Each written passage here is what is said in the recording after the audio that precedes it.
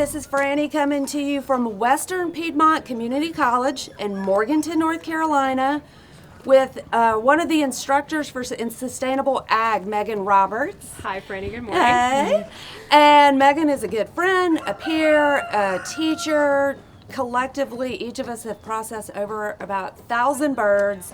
Today, we are going to be processing turkeys, and it will be both of our first time to process industrial turkeys. We've been involved in the heritage poultry movement. So we're going to walk you through each step of what you want to do when you get set up for processing at home. Sure. So Meagan, talk to us. First step. So the kill. So these are kill cones. All of the equipment you'll see here today is from Featherman Equipment Company. It's great. It's a turnkey line. It's all food grade. And so farmers don't have any guesswork when it comes to what can come in contact with the animals. We have 2 turkey-sized kill cones here. We have our catch basin and then the rotating stand. We always apply canola oil to our catch basin anywhere blood is going to contact the metal for easy cleanup. If you don't do it, cleanup takes an extravagantly long time, and it's a super easy fix. A can costs about $1.50. We have a dedicated kill knife and a dedicated sharpener here that stay with this station so that they can sharpen that as needed. The birds lose consciousness in about 3 seconds. All told, they spend less than a minute at this station before moving on to the scald tank, which is the next step. Yeah, and here we go to the scald tank, and we've got this protective cover on it right now to help it heat up. That's what we're waiting on right now. It's going to take a good couple of hours to get this to temperature, which is going to be around 150.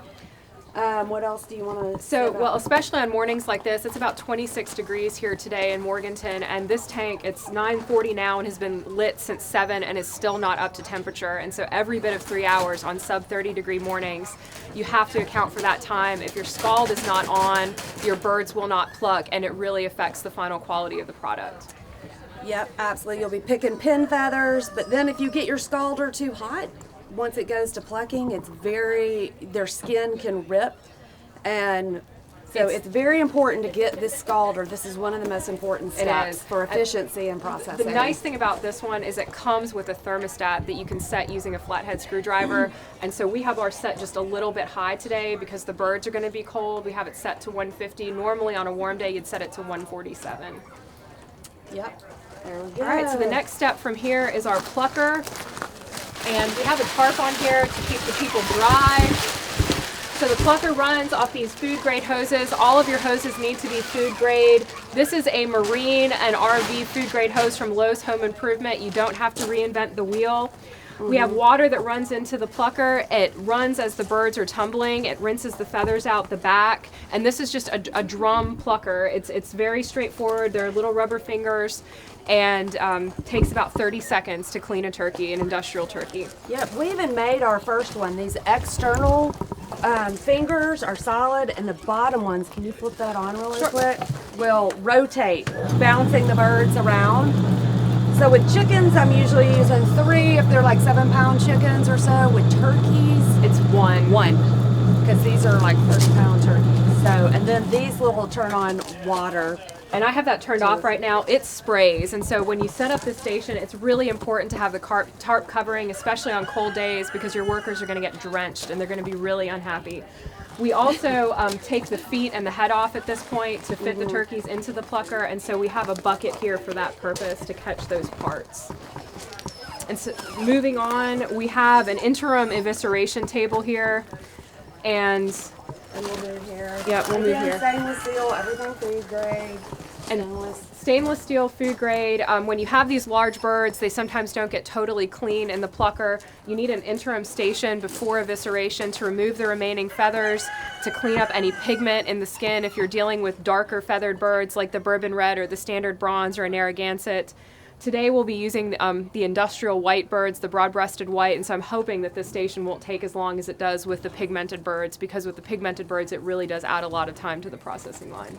Yeah, and it's most important before we go to the final evisceration stage that there is not a single feather on that bird. So we've got certifications and approvals, and this is one of those hot spots for cleanliness and sanitation. Everything is absolutely clean before it goes to the final evisceration table. Yeah, this is our evisceration table. Again, it's stainless steel. We had this table with the lip custom designed for us. It cost about $1,200. Today we're running just the food grade hoses on the table, but it does have setup for faucets if you were to install it in a permanent setting or semi-permanent shelter. We have our food grade buckets. Each of these will receive the giblets. We've got them filled with ice. We have processing knives. A little bit of ice in there about halfway. It's about halfway full, and the ice will melt with the heat of the internal giblets of the animal, and so you don't end up having to fill the whole bucket with ice. You'll run out of space. With turkeys, it's really necessary to have a decent way to remove the neck, and so we use these choppers here. They're a geared unit that wrenches down, and then when you're done, it releases. If you don't have these, it's nearly impossible to get the neck off the bird, and what you end up with is adding minutes per carcass trying to get them through the evisceration table, struggling with the neck removal. And so these are key, especially with turkeys. We have our rubber-handled food-grade knives. The rubber handle is really important. You're with a texture, your hands are going to get slippery, they're going to get wet, and you need to be able to hold on to the blade. We also have a dedicated ceramic sharpener for this table. We find that the ceramic sharpener for these knives especially works a lot better. We got this at a farm supply store. It's not a high-tech sharpener, but the ceramic two-stage sharpener with a coarse and fine steel on there, essentially, or ceramic on there, works a lot better for these knives. And we got our knives like this at like Field and Stream, any what type of these outdoor. are. It's just a hunting knife. These are like game all field in dressing knives, a game field dressing kit, and so they came together in that kit. super important. So I that is- imagine this is your nice bleach That is sanitation. our bleach spray. sanitation water. You can buy bleach test strips online from restaurant supply stores. We mix it to sanitation grade that they do for restaurants. We keep it on hand. And we use it, throughout the process anytime something needs a little bit of cleanup. Yep. So a couple other last minute things to point out. This is all nicely on a slope so that the water and everything will drain. So you might be able to see that. Lots of buckets around. We need that for feet, heads, the different organs, and also the waste of it. And then how do y'all dispose of your waste? So the state requires that all waste be disposed of either through incineration or burying. We dispose of using burying, and it has to be at least 50 yards away from any natural water source. And so we've gone way back up here on our back 40. We've dug a big hole with our bobcat, and we are going to bury them. And they are deep there. So we have about a 6-foot, 7-foot deep hole, and that prevents scavengers, it prevents an odor, and ultimately will fill the whole thing in. We started processing last week, and so our hole has layers in it at this point, and then we'll cap it when we're done. Yep.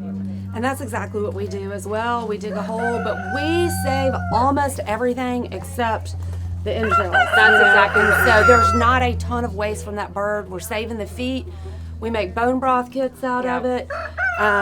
The heads end up going to Brother Wolf Rescue, and we use everything. And so today, what will end up in the evisceration bucket at this table really is only the entrails, so the intestines and lungs.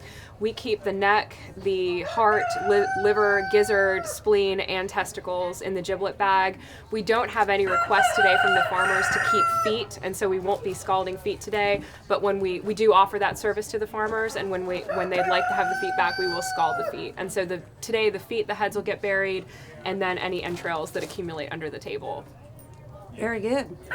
So that's kind of the end of the setup, and it's super important to make sure you have everything. I think there's one thing that I forgot to mention. We use Blue Dawn in our scald tank, and we definitely do that. It helps with the feathers going out. And But that's other than just that- dish detergent. It changes the surface tension of the water. It allows the water to penetrate the animal's feathers.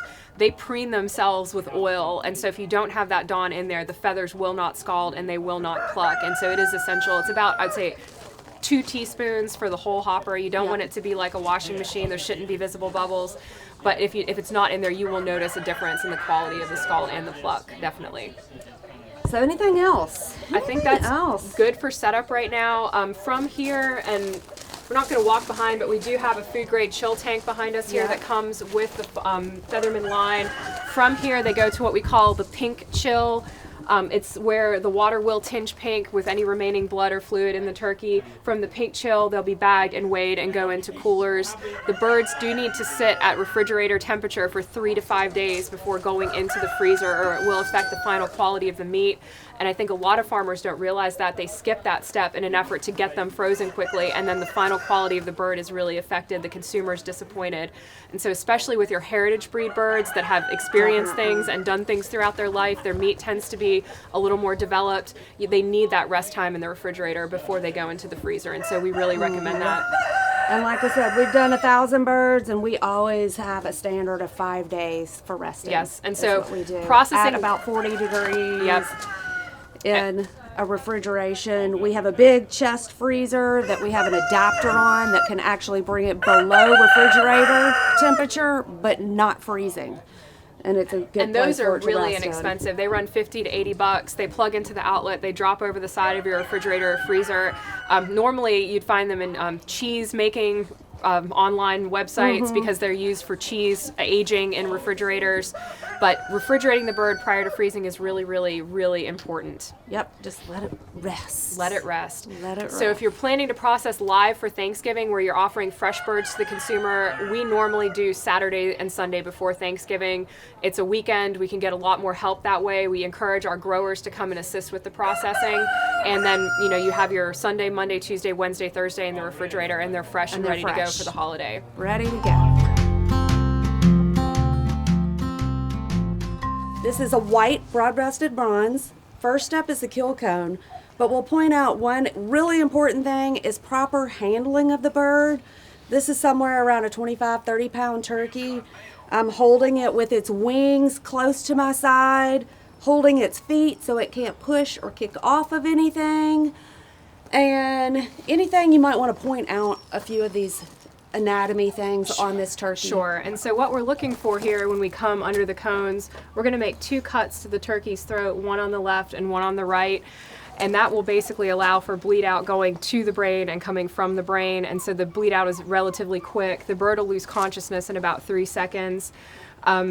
On the bird, we're going to put, turkey. We're going to put the breast facing us here toward the outside of the kill cone. The feet will be held up high.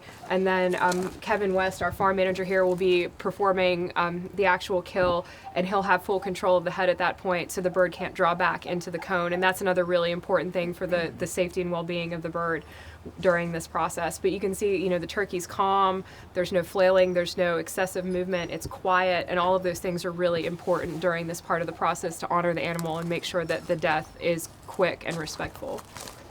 Yep. All right. This big baby. All right.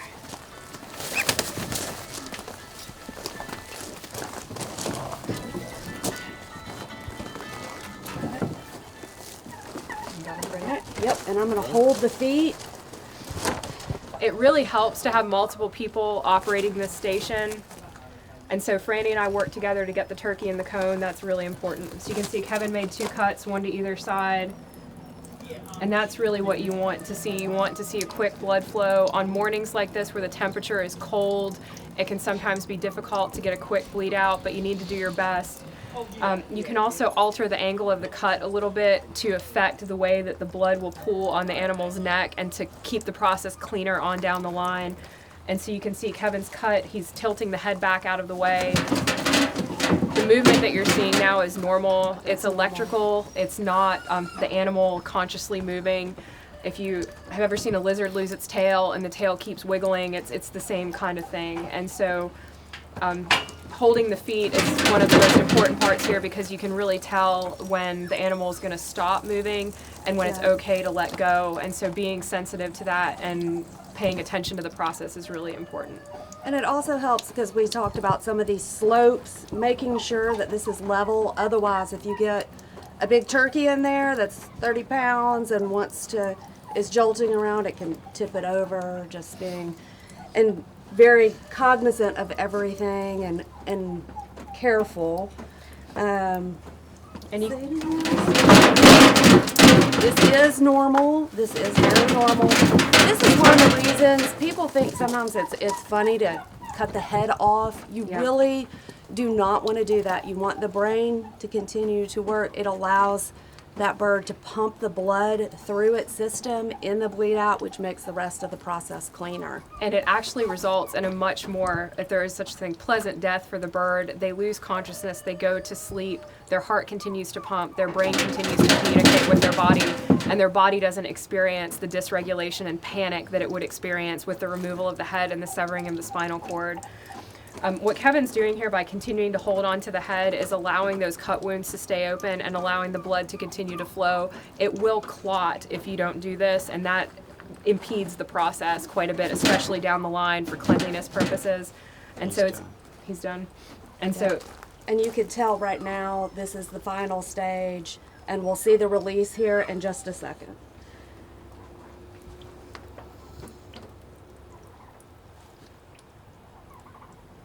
Which this is the most humane way. And before we started this process, we took a moment to collectively honor the bird and the opportunity to raise the bird, process the bird that we use to nourish ourselves. It really is the ultimate sacrifice and the ultimate honor you can have in that relationship with your animals and your food. And one of the most important things I communicate to my students as well is this should be a serious process, this should be a respectful process, and if there's ever a time you're doing it that you don't feel like you can have compassion for the animal, you don't need to be doing this. And so we talk to the people who are responsible for running the kill cones. We make sure that they're in the state of mind they need to be in to honor the animal and to honor the death of the animal. And if there's ever a day where you don't feel bad about it, you don't do it anymore, because you really need to have that compassion at this point in the process. Here we are at the evisceration table. This bird has arrived here perfectly clean. We hope it was pulled off feed a good 18 to 24 hours before they arrived. That is so important, and so many people say I just feel so bad. As long as they have access to water. Free choice water, take their food away, because it really contaminates the process from this point on. And you will see if this bird has not been pulled off feed, because we will end up with some poop coming out of the vent, and then we'll have to deal with that before we can move on. So we're going to start this process here at the top. We save the neck as a giblet, and so you can see the neck was taken off one vertebra below the skull, or the head was taken off one vertebra below the skull. So the nice long neck here. Here, where we are in the United States, people really like to add stuffing to the front of the bird, and so to accommodate that, we come up about 4 inches from the breast. We cut through the windpipe and the esophagus at the front, and then we go around the skin at the neck. We're leaving this excess skin on so that when we cut the neck off, there's enough skin here at the front to accommodate that extra stuffing. It will retract and cover up the meat. If you cut that skin back too far, then it pulls all the way up to the front of the bird. And so there's a lot of blood here right now. This on a warm day would not be happening. The reason we're seeing so much blood is because of the cold temperature, coagulation, slow blood flow. And so in the summertime, if we were processing and these were chickens, this process would be blood free at this point. But I don't want people to be alarmed. It's just, it's a cold temperature thing. And so what we're going to do is we're going to come back with our ratchet here. Even though you're pulling the neck off, skin up here, when we take the neck off, we come down in line with the breast meat. And so we retract the skin all the way back. And there is some fascia here. You just pull through it. Bring the skin all the way back. You line your chopper up with the top of the breast, and it just ratchets. And I cannot emphasize enough how necessary it is to have one of these things for this process. Featherman Equipment Company has them. I don't know what they're technically called, but it is very important, as I have a brace for tendonitis in this forearm. And so right here, you just invert all the skin off the neck. This guy goes in the gut bucket. From here, the crop is located up here under the skin of the neck, approximately right there. You can loosen it here in the front, and then when you pull the guts out in the opposite direction, the crop will come through in most cases. And if it doesn't, you can come back and you can check. If the crop is empty, which this one is, you can see that it's just totally squishy. It's like an empty balloon. Leaving it in is not a total crisis. It's not going to affect the quality of the bird. It's more of an aesthetic thing, and sometimes it is difficult. But what we're looking at here is the trachea attached to the lungs, the esophagus attached to the crop, and the gizzard on the interior. So we're going to turn and go in the other direction here. So what we do here is we make a single cut, and it's kind of, yeah, go ahead, we'll rinse here a little bit.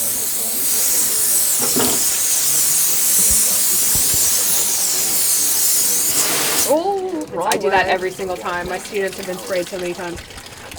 So what you do is you just make a couple of very shallow, sort of gingerly cuts, just until you're inside the body cavity and you see air. If you cut any more than that, you're going to nick the intestines, and you've got a whole new problem on your hands, because now you've got fluids and things moving around inside the bird. So at this point, what I like to do is come around the vent in a V, trying not to, if at all possible, contact the intestines on the opposite side. If those of you who hunt, you know about tying off the animal before you, so see there, that's what we're talking about with holding your bird off feed. That's just a little bit of liquid. If this bird had had feed, that would have been like a full-fledged bird poop on the table, and that would be really bad. So what this lets you do, it lets you control that. It lets you keep it from getting inside the body cavity of the bird. You can hold it out of the way. Franny's going to stabilize here for me. It's so hard for me not So you to come look up at and it. under, follow the rib cage till your hand's at the top, you scoop, and you pull everything out onto the table. And there's some fascia and things in there. Pull tight, Franny. You got 'em.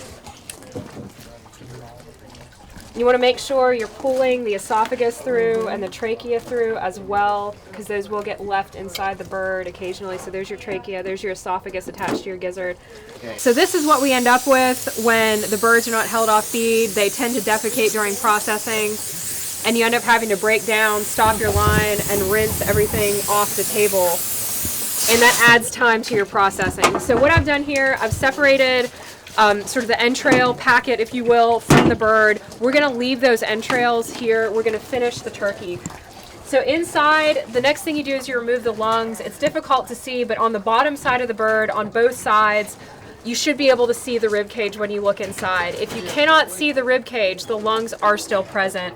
And so you reach in and you scoop this way, down and under on this side. And you So I always say make sure you cut your fingernails before you're doing no any of hand this type of jewelry. processing. So there's one lung, and then you do the same thing on this side. You scoop under the ribs. So that's a lung. So by removing that, it exposes the entire rib cage. And there's the second lung. And so these are not keepers. Those go in the trash bucket. So right now, I look into my carcass. I can see the ribs on both undersides. That's key to know that your inside of your bird is clean. So at this point, the last thing we need to do before this guy can go in the chill tank is come here and cut this little preening gland. All chickens and turkeys have a preening gland on their tail. They extract oil from the gland. They use it to keep their feathers clean and shiny. It is not edible. And so we just pinch the gland, you kind of scoop under it, and you cut it out. And so you can see that it's kind of yellow and there's still some left there. Come under it again.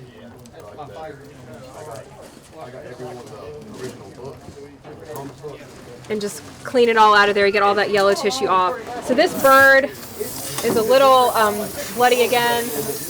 We're going to put him into the pink chill. A lot of this is going to soak off, and so when it's time to get him in the bag for weight, he'll be very, very clean. Do you tuck their legs? No.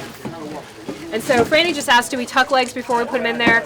We don't, specifically because it hasn't been mandated by the farmer that we do that for presentation purposes. Some farmers ask, some farmers actually have a tie that goes around the legs. It's like a clamp.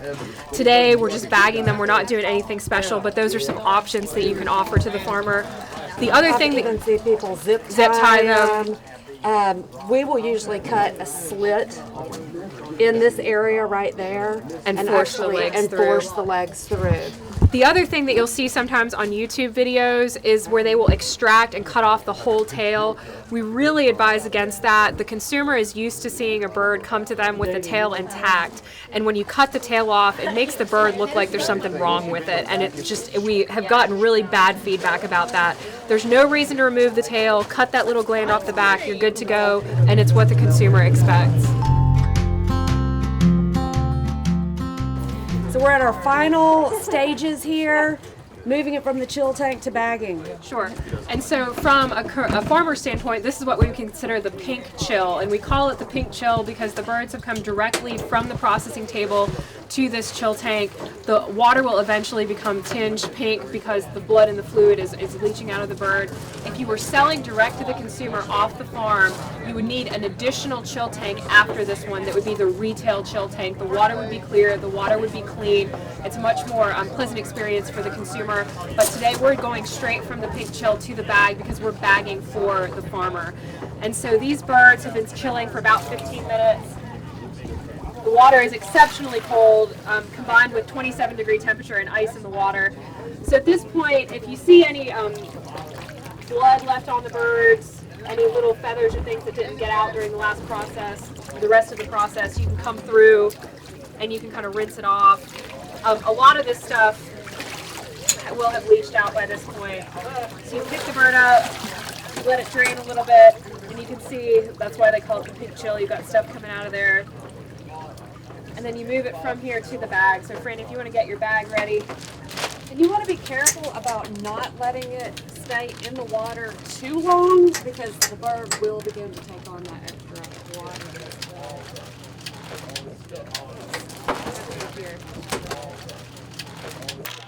So these bags came from Bell Farm in Morganton, North Carolina. It's a food grade bag, very important, 4 mil. This is an 18 by 36 inch, which is appropriate for these 20 to 30 pound birds. So we put it in this bag, just twist it, zip it, put it right here on an industrial scale. And I want to make sure I have that zeroed out. Yep. In pounds, get the weight, kind of use a Sharpie, write that on the outside, and this is where the farmer's label will eventually go, right over that. It's also important to put the weights, mark these down. When we're processing any of our birds, we always do pre-weights and the weights at the very end, so you've got a live and a dress weight for comparison. Also, when we plan to freeze, this is perfectly fine as a final product for fresh birds. But if you're planning to freeze your birds, there's another step that you do, which involves submerging it into a boiling pot of water for about 3 seconds and cutting a slit here to let all the air out, and it will vacuum seal it nice and tight, super easy. It's not one of those cumbersome, very expensive industrial vacuum sealers. We just do it in the turkey fryer. We'll just cut a slit, dip it in there. You can see those videos on our chicken processing. And then it's recorded and put into the cooler. And so this particular farmer is going to be selling directly from the coolers to his consumers. What we're doing, the coolers are numbered. We're documenting which birds are in which coolers. So we have cooler number 1 through 4, the weights, so that the farmer can say, you ordered a 15-pound bird, go to cooler number 1, there's a 15-pounder in cooler number 1. It makes it a lot easier instead of having to sort through 40, 50, 60 birds, digging for that 18-pound turkey that somebody requested. And so this is a great system for that. So it's all about efficiency, effectiveness. We've gone through all the stages of processing right now. And the final one is what we're all there for, which is meeting our customers, feeding our customers, their families, creating relationships for returning customers. So there's a lot to be said. Those customers love to know their farmers. We love to know our customers. It is the best way to build a sustainable food system. So Meagan and I both, we hatch, incubate, raise, we're breeding premium stock, helping other farmers have great stock of birds to grow out. We both specialize in heritage poultry, which we encourage you to know about that. What do you want to say about heritage poultry? So I think the most important thing about heritage poultry really is the sustainability. It empowers the farmers with the ability to breed, hatch, raise, and process their own birds. On-farm processing like we're doing today is another way that farmers are empowered to ensure the quality of their product for themselves and for their consumers. And I really do think that it's only a matter of time when we're not going to be able to ship poultry through the U.S. mail. And when that happens, local farmers are going to be in crisis because they're not going to be able to get birds on the farm unless they're breeding themselves. And so here at Western Piedmont, the foundation of our poultry program is hatching your birds, breeding your birds, selecting which birds get to be breeders, and then processing your birds for the consumer, teaching them how to interact with the farmers, interact with the growers, and the consumers as well, to ensure that the product is consistent with what everyone is expecting through the process. And I think that is truly sustainable when you talk about poultry farming. It's true, and that's a shared philosophy for us that are all in heritage poultry. And one of the most key things is that we are able to have birds and raise birds that can naturally reproduce and be a turkey. So, or a chicken, or whatever. Yes. So we invite you to learn more about heritage poultry through what we are doing, through what Meagan is doing, educating people as a sustainable ag teacher at Western Piedmont. What we do on our farm at Franny's farm, we offer lots of classes and we hatch birds for people. Yes, so stay involved and be in touch with us, and you can find us at Organic Grower School. Yes, teaching. we'll be there. We'll be in the poultry track. So thank you so much, Franny. Thank you.